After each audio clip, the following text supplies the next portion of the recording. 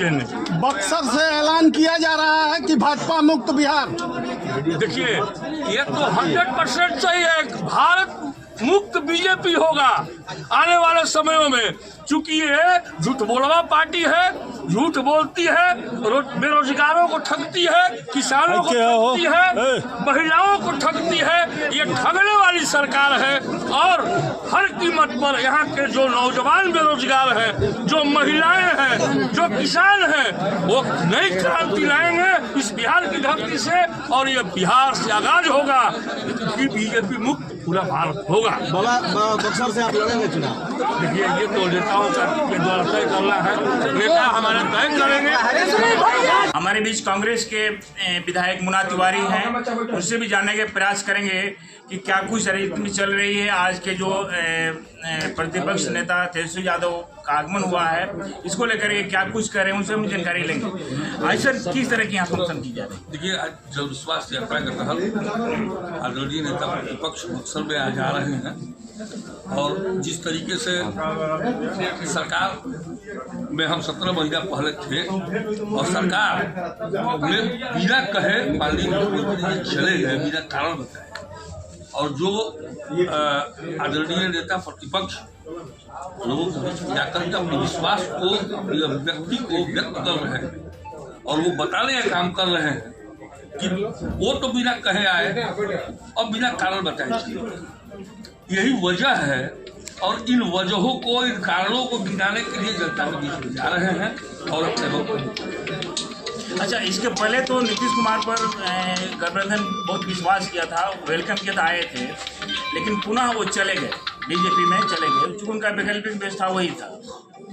देखिए, वैकल्पिक व्यवस्था नहीं था, उनके साथ सुनियोजित था, वो सुनियोजित ये षड्यंत्र के तहत वो वहां गए, क्योंकि उनको ये अच्छा नहीं लगा कि मेरे 17 वर्षों के कार्यकाल में 17 महीना में जो 1,27,000 नौकरियां आदरणीय नेता प्रतिपक्ष के द्वारा दी गई, वो उनको नागवार गुजरा, और वही कारण है कि नेता प्रतिपक्ष उसको बुझाने लगे अब कि बिहार की जनता और बिहार के बेरोजगार को वो बताने का काम कर रहे थे कि हमने 17 वर्षों बनाम 17 महीना में इतने लोगों को नौकरी दिया, तो अगर 5 वर्ष का सत्ता हमारे हाथ में आता है तो निश्चित रूप से यहाँ के बेरोजगारों की वो रोजगार हम देने में सक्षम होंगे।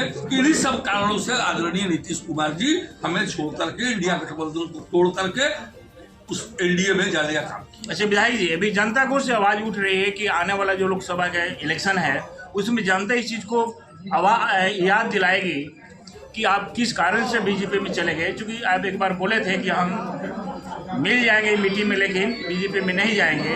इसके बारे में क्या कहेंगे? ये तो देखिए, ये तो नीतीश कुमार जी का दोहरा चरित्र है। इन 17 वर्षों में 9 बार जो पाला बदलने का काम किया और 9 बार में मुख्यमंत्री की कुर्सी से चिपके रहे, हमको लगता है कि उनके उम्र का तकाजा हो गया है। उनका मेमोरी जो है लॉस कर रहा है, और मेमोरी लॉस करने की वजह से ये 9वीं बार वो मुख्यमंत्री बनने के चलते इंडिया गठबंधन को तोड़ करके एनडीए में जाने का ये कुर्सी का ही खेला है।